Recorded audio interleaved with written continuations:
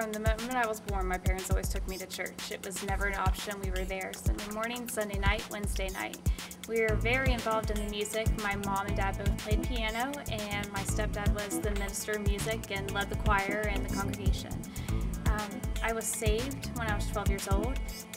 I was at Vacation Bible School at Calvary Memorial Church, and a lady by the name of Nancy Brohard was my teacher, and she led me to Christ during Vacation Bible School, and then also encouraged me to be baptized. Well, I started drifting away from everything I was brought up in and drifting away from God in high school, but I still attended church because it wasn't an option. You had to attend church. But when I got to college, it was my option, and I chose not to go to church. And I would just go on Christmas and Easter when I came in I started coming to South Parkersburg, and it was when I was pregnant with Braden. My dad was playing piano for the second service, and at that point it still wasn't a priority for me, but it became more a priority as Braden got older and I wanted him to have the same upbringing that I had.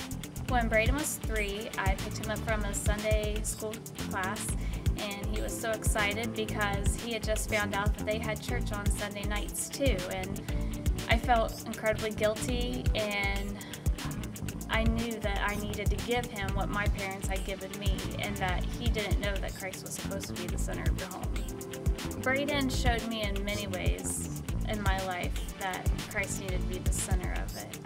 Not just from his comments, but just that you want them to have every opportunity that you were given plus more, and I was failing of giving him something that should be the biggest thing in his life.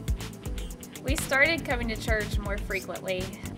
We really enjoyed Pastor Ed's sermons, and what I particularly liked about his sermons is that he taught you how to be a better person now, and not just to be a Christian because when you die you'll go to heaven. And that was something different that a preacher has never really shown to me before.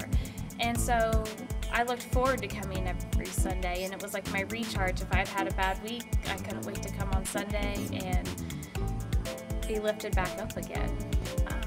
Jason and I kind of felt lost in the big church, and we missed the relationships that we'd had in the smaller churches that we had grown up in. And I knew I wanted to connect to a small group, but I didn't know what group I wanted to belong to. And I was kind of intimidated because I didn't really know what a small group was. What do? Do you sit around and read the Bible together? So some friends had invited us to SWAT, and I had said no many times. But when the kids started practicing for their Christmas program last year, I thought, I'm going to be there Sunday nights, and I'm going to try out SWAT class. The first night, it was all it took. I love our SWAT class and the friendships that I've made, and just being able to go in and talk with people who are going through the similar things, but also want Christ to be the center of their homes too. It's really nice to make those friends. Working with SWAT helped alleviate my fears of connecting to the world, and it's made it easier to see other opportunities and want to be a part of them. And I have personally been touched by the women in the church that are battling breast cancer, and I wanted to do something to honor them. I saw a flyer from Mid-Ohio Valley in the Pink, and that they were having a 3-mile walk. And I thought this would be a great way. We've had great success with the Team Hope, and I was a part of that as well. And I thought that everyone would, come on board and support the ladies of our church. My relationship with God is different now because now I have a different view on Christianity, and I have a different view on how we should treat everyone in the world and reaching out to everyone.